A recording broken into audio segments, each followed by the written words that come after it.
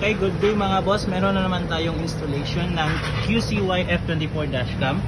Ito po ay may 4K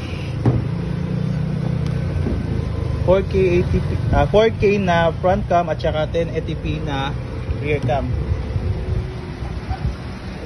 Ang unit po na pa-install is Toyota Vios. Ito po yung pasukin natin sa loob.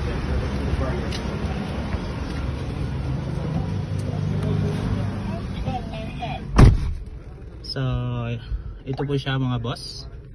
Sa mismong center mirror nakalagay. So, napaka-easy lang i-navigate. Ito po yung may tatlong mode. Ito po yung dual mode, front tsaka rear. Ito po, malinaw na malinaw po. Tsaka, ito po yung indicator na recording na po siya.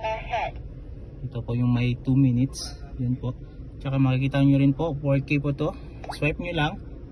Yung front, ito po yung 4K na resolution sa front camera at saka sa rear cam natin. Makikita nyo po sobrang linaw po. Pwede nyo pong i-adjust gamit lang dito yung camera mismo kung saan kayo komportable. Saka dito sa kabila yung brightness. Yan po. Tapos kung mayroon kayong files na gustong kunin, dito lang po yun makikita sa